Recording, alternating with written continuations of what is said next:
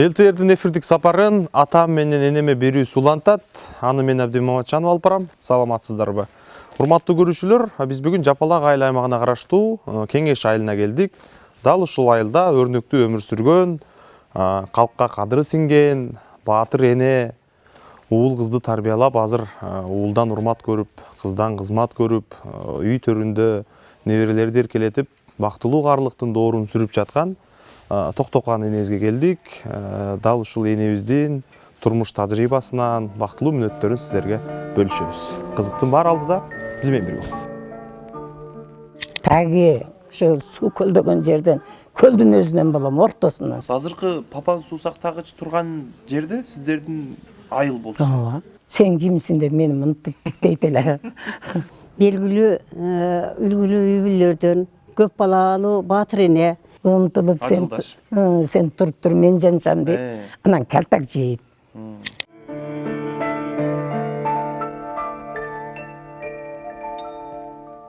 Урматтуу көрүүчүлөр, биз бүгүн дагы бир бактылуу энени сиздерге тартуу максатында Токтокан энебизге келдик. Токтокан эне, демдүү отурасызбы? Отурабыз. Кудайга шүгүр. Өзүңөр жүрөсүңөрбү, тынчсыңарбы? Иштеп атасыңарбы? Катыр. Молодец. Иштей бергиле. Сизди баатырдын атын алыстан ук жанына келсең бир киши дейт. Сизди атайын үлгүлүү үй бүлө деп, баатыр эне деп Рахмат, тартканы келдик. Рахмат. Элге, жаштарга акыл насаатыңызды берип. Рахмат. Анан үйүңүзгө келгенде эле бул гүлзарга киргендей болдук да. Гүлдөргө кызыгасызбы же үйдөгү келин кезек кызыгабы? Мен жашыман эле ошо гүлдүн ортосунда өткүм келет. Дегенде ушуларды карап, анан кийин кичине эме болуп калса, ичине мындай чөп, мындай чыгып калса, ошону алмайса жаным калбайт. Эртең турам дагы саар менен. Ушул кандай болуп калды экен? Мына солуп калып турган, мына жакшына эле турат деп өзүмчө бир сыйра гүлдөрүм менен сүйлөшүп туруп, кадимкидей ошо нерселерин бардыгын алып, сылап сыйпап, анан отуруп чай ичким келет да. Ага чеңде мен мындай отуруп туруп чай ичпейм, мисалы үчүн. Анан мына неберелерим бар. Ушу неберелериме апа чай ичебиз, эне чай ичебиз дейт. Азыр мынеке. Энем гүлүн карап атат деп келет. Анан ошо гүлдү карап бүткөндөн кийин анан барып чогуу отуруп чай ичебиз. 8 уул кызды жарык дүйнөгө алып келип, аларды үйлөп жайладыңыз. Анан канча небере, канча чебере көрдүңүз? Мен балдарым мисалы үчүн 8 та. 8тасынан 5 кыз, калганы уул. Эми ошолордон мындайчасын айтканда 35-36 та небере бар. Кыздардыкы, балдарымкы болуп, ошо чоң баламкы болуп, эсеби 15 та чебере бар. Кудайга шүгүр, миң калла. Эч дагы өзүм мындай эме болбойм да. Ушу кадимкидей не десем, ушулардын катарындамын. Анан алардын аттарын бардыгын жатка билесизби? Ончо-мунча унутуп калам. Ончо-мунча унутуп калам. Сизден тараган урпак бир айыл болгон калды. Бемарал эле. Анан мына той топурда, жакшылык күндөрдө, ондой-мындайда да өздөрү чогулат, ошо бир койлук болуп кетет да. Жеп ичишип, бир жакшына алып отурушуп, чыгып кетишет. Күлүп жайнап. Анан баягы небереге, уулга караганда небере ширин болот экен дейт. Ошол чынбы экен? Данагынан неси дейт. Ошо мыякта калып эле, мына кичине данактары ширин көрүнөт да. Али унусу бирине бирин айрым албайсың да балам. Ол кезде ого тартып кетесиң, бир эгей болбосоң эне, ондо болбой калат. мен ушу бирдей көрөм да бардыгын. Кече эле жакын бир 20 күндөй болуп калды. Бишкекке барып, нээрелерим, чеберелерим көрүп, аяктан келсем буларыбызды кебейсизби деп ыйлап, оңор болушпады. Кайра бияка келдим. Буларды эми мен коркутуп атам отуруп алып. Мына шашпай тургула силерде. Бишкекке кетип калам. Мен Бишкекке кетип калам деп. Десем кетпең дейт. Ана мына балам алиги Кара сууда эмеде иштейт, поста. Булар мынча болуп калат. Кечке могул чалым өтүп кеткен. Үй карал болосун да. Ит үрсө ham чыгасын, башка ham чыгасын, бир көз салып коюунан кирип жатасың дегендей. Буларды таштап кете албай атам деймсиң. Көп жакка кетип калат эми. Арыганда эсабы, эл жер көрүп. Анан эмне жумуштарды кылдыңыз жаш кезиңизде? Мен ушу окууну эл катары. Мен окууну бүттүм. 3 жыл ошондой эмеге медучилищенин эмесин окудум. Келдим, келип буяка турмушка чыктым. 71-жылы. Ошо турмушка чыгып балалуу болдум дегенде балалуу болдум, бирок баланы караш керек экен. Бирок өзүм карадым. Мен өзү папандык болом. Таги ошо суу көлдөгөн жерден, көлдүн өзүнөн болом, ортосунан. Ошо жерде туулуп өсүп чоңоюп келгем. Бияка келсең эми суусуна көмбөйт экенсиң, башкасына көмбөйт экенсиң, өдүлдүйүнө көмбөйт экенсиң. Эми кызысыз. Эми үйрөнүп калдык. Кудайга шүгүр. Эмисем ошол жактан пиляка сууап келип, чай кылып иччилем. Ол түгөнбөй, эртеси түгөнүп калат да. Ошентип жүрүп, мына жерге келсем, бак экен бу жер. Алма бак, буягы көк алма, буягы килерс, алиги мынандай, кокон килерс. Мына жагыбыз дагы ошондой алманын кән экен. Булар иштешет экен, теришет экен, этекти байлап алып ошолор өсө элейин, калса калайын деп алма терип жүрдүк да балам. Анан эми ол убакта акча деле алайын да эле. 100 сомасаң жаман сүйнөт элең. Мисалы үчүн ошо 12 сомго ун келет эле, 1 сом 40 тыйындан май алып жейт элең. Арзан да. Шакарың дагы арзан, кантың дагы арзан, күкүртүң дагы арзан. Азыр эмне, аны жерге барсаң аркаңан пайлап турат го, окуйда турат. Канчаны алып кетип калды экен деп. Ол убакта пайлаш ондай мындай жок эле да.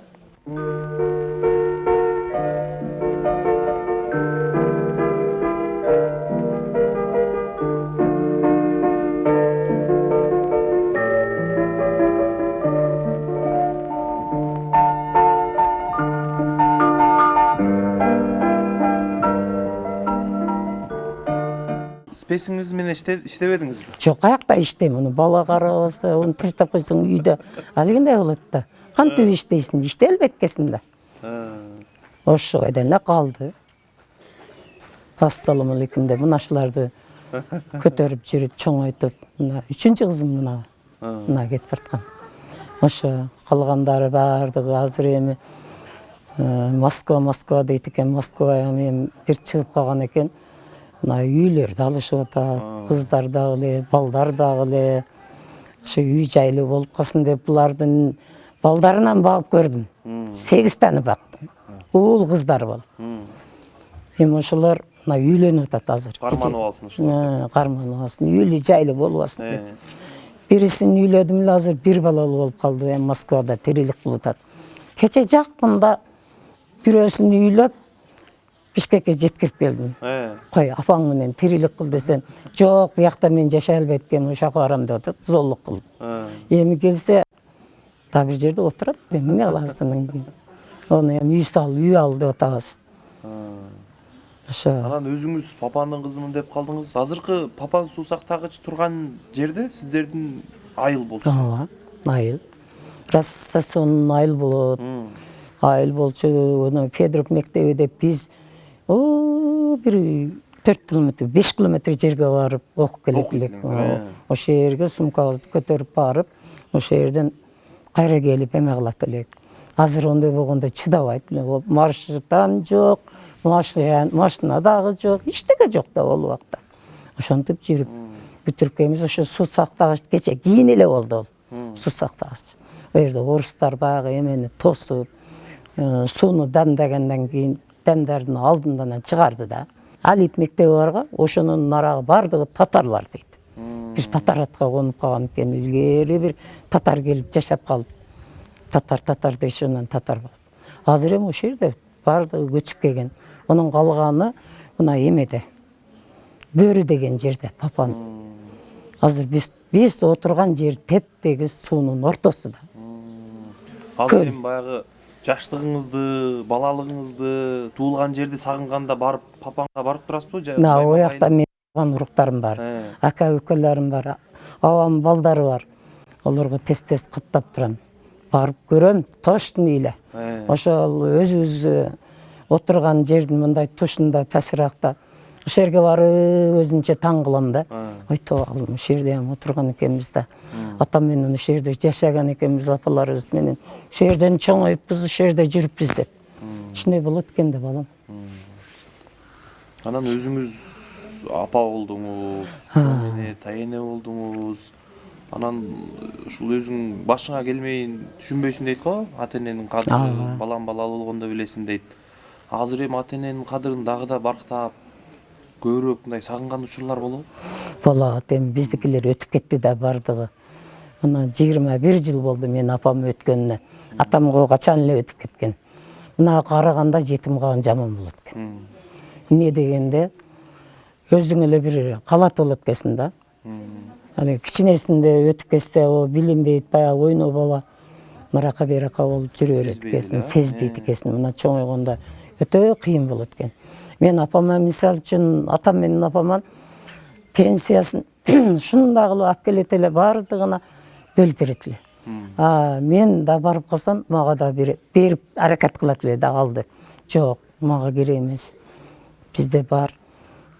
Өзүңүз чөнтөгүңүзгө салып алың деп. Азалы акчасын кармабайт элем. Биттем кармабайт элем. Ошо өлөрдүн алдында бир 2 айбы 3 жерин алып аткан жеринде барып калып, отурсам бардына берип аткан экен неберелим. Магазым сенем ал деп 100 сом деген эмне, 100 сом. Ошону берди, албай койдум. Албай койсом раса урушты. Шашылба, сенем кийин мага окшоп эме кыласың анан кийин деп. Арман кыласың деди. Дегенден шарт барып алдым ба 100 сом. Ушу бала болуп чоңоюп, ошол мезгилде мага 100 сом берди да эми, алдым да өзүм берген. Ошону алганыма ham сүйүнөм өзүмчү. Ушуну алды деп сүйүнсө керек апам деп.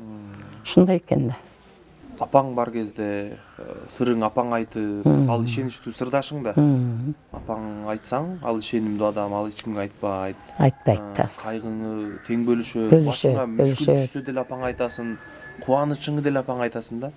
Анан алар эми бул дүйнөдөн кеткенден кийин Кимге айтасың? Кимге айтасың ошондой нерселерди? Эч кимге айта албайсың да. Баарын чогултасың, жутасың. Бирөөгө айтсаң айтат, бечара дейт. Мынантип калганда дейт, бул көп эле мындай болуп калыптыр дейт. Бар нерсенин бардыгын баягы жакшы нерсеңи чыгарасың да, жаман нерсеңи жута бересиң да, кытарасынан тизмектештирип. Мына мисал үчүн мен апам 18-де төрөгөн экен. Мен апам 18-нен 3-үбүз барбыз. Башта 4-өбүз бар эле, о баласы эми өлдү мына жерде. Курстан деп. Ошо апам өзү айтат эле да, балам, тууганынан көп жакшы экен. Силер ошо укам өткөндөн кийин айтты, ушу үчөөң эле кала турган болдуңар да деп ушундай дейт. Айла жок да.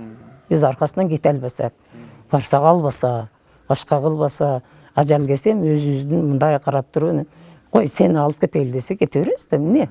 Кандай тура алабызбы, тура албайбыз, мисал үчүн. Ушундай болот экен балам. Эне менен атанын дагы өтө кыйын экен. Ар бир баланын көңүлүн караба аларга. Эми мисалды да, менде азыр 3 эркек бар дегенде 2 эркегим бар, мына жерде азыр көзү бар. Ушуга сен мындайсың деп айта албайм мен, мисал үчүнчү. Отургузуп алып экөөнү баары отургузуп алып айтам мен. Жакшына болгула, силер ака-укасыңар. Бириң алегине кылбагыла, урушпагыла, талашпагыла, мынт келе, ант келе деп. Анан былтыр чалым өткөндөн кийин бизде да мал бар, башка бар. Ошо чоң балам Атасы өзі айтты, еме деп. Мынау малдың биттасын торпоғы менен балаға бергіле деді. Онда ошо өзүнүн өлөрүн билип эле калган экен дейм да. Эне болуш деле кыйын. Кыйын да. Мына ушу жан нерсе келип турат да. Ушундай болуп, азыр келип калса ушуну жейт эле деп. Мен билбейм, эми кандай эмелер бар, кандай эмеси бар. Ушу тамакты эми салып атканда азыркы мына балам үстүн салгызып туруп, анан кийин койгузуп коем. Кой, ошол келсин, анан жейт анан. Муну эме кылып жүрбегиле деп. Эми сен өзүң эле алып келип эле коет, койгон менен апа жең, апа мынтиң дейт, ошо илешип турасың да баары бир. Не алдыңда турганга илешип турасың. Анан узагыракта болсо качан келди, качан койду, сала бер, жей беребиз, дей беребиз да.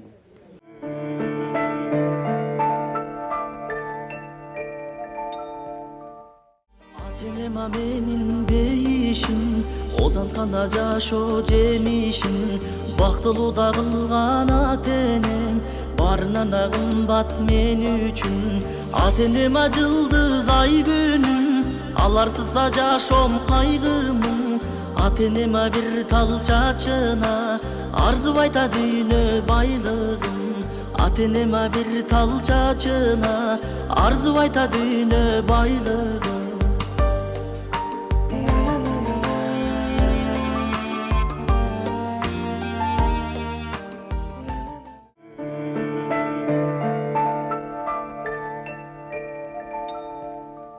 Сиз папанын кызысыз, тоодон, анан ал Ошко кантип келип калдыңыз? Мен өзү кызык баян болсо керек. Мен өзү мына тагымдардыкында жүрчүмүн. Тагаңыз ушул жерде? Ошол жерде мына мен Адырдын баш жагында. Анан үйлөрү бар, жайлары бар, булар дагы эме алат, буяка көп келип, тайнем колунда онча-мунча эме алат эле. Ошентип жүрүп эле наракка басып, беракка басып, ачык мындай конкретный сүйлөшпөдүм мен. Сырттан жүрүп эле көз салып жүргөн экен. Жолдошуңуз? Анан бу жерден маршрутка чыгандагы базарга барам. Мен тоого кетем буяка деп, папанга деп анан.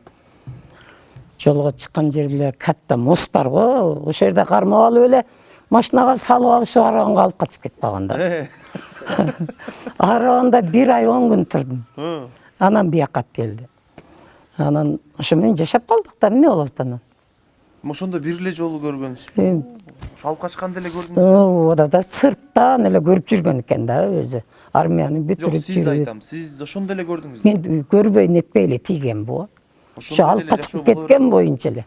Азыркыларга окшоп сүйдүм, Жок, ондай мындай жок, ондай күйдүм, сүйдүмү жок эле, жөн эле жашап эле жүрдүк. Эми мынакей 55 жыл жашадым мен ушул жерде да. 55 жылдын ичинде Кудайга тооба кылдым го. Же энеңи, же атаңы деп сөздү укканым жок.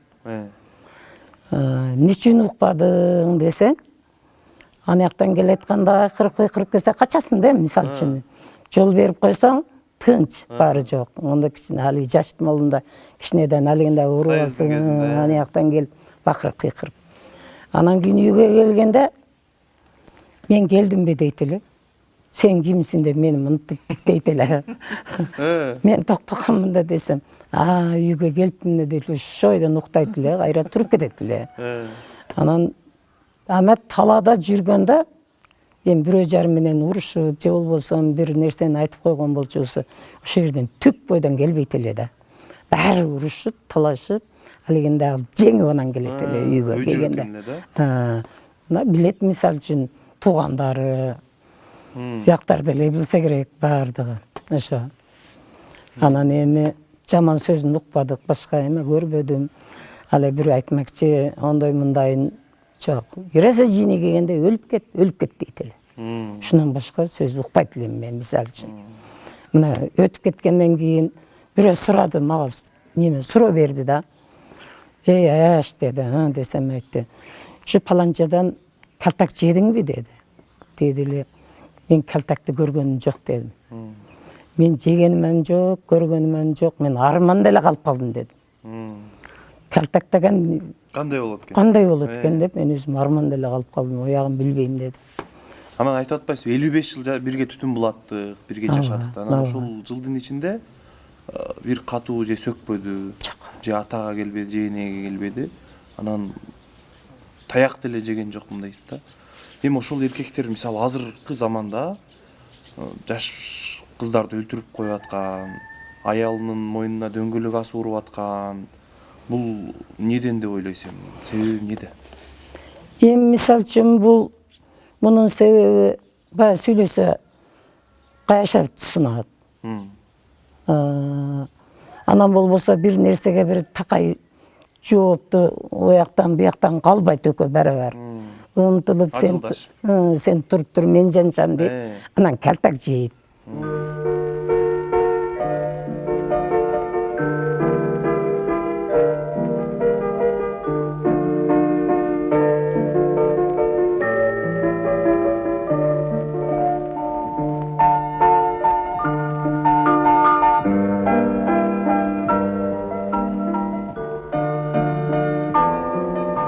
Биздин убактыбыздан эле келип калды. Мына 76-77 ге чыгып калдык эми. Карысак дагы ушу жаштар, бактылуу жаштар болсун, биздин аркабыздагылар. Не десем эми, энесин сыйлаган, атасын сыйлаган кыздар, балдар болсун. Буларга дагы дөөлөттөрдү, алигиндей эмелерди кызыр жулоосун менен берсин дегендей бала чаканы да деле ушу акар чакар кылып бере берсин. Булар да бактылуу жашай берсин. Мына карыганда өзүң эле эме болуп калат экенсиң. Карысы бар жерде ырысы бар дейт. Анан кийин мынабы бактылуу жашагыла, бактылуу карыялыкты берсин дейт. Бул карыялыкты азыр бизге берсин. 80-ге чыгабызбы, 90-га чыгабызбы? Бул жаш балдарга, кыздарга, келиндерге өмүр берсин. Мен ушуну каалайм.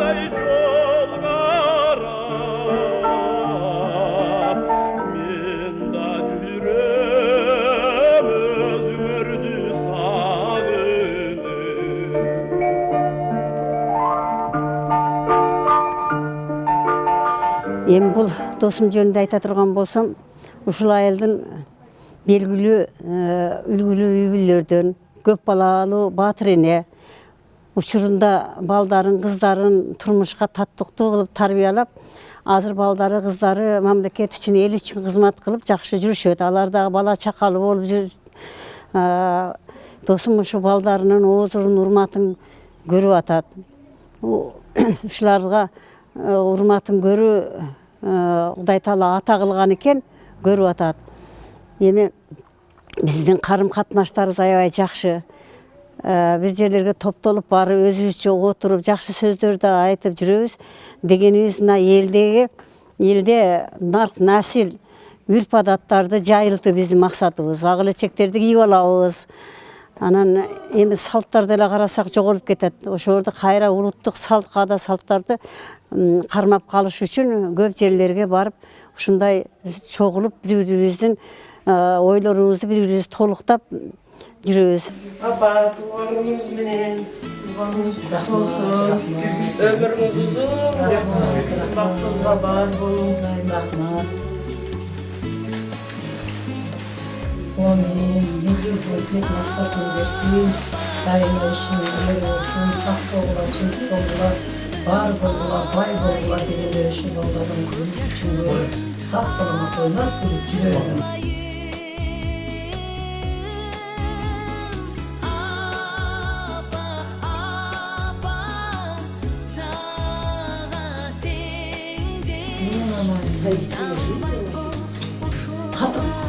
Hata söylüyorsun. Çalın gördükleri özün gör degende özün görgün. Baktılуу, karıyalıkta sürgün. Oşo Niye 90 yüzge çıkan da içeden de bizim aramızdan hiç de o yaka bir yaka gitmeyin. Doktor. Canımız bizim.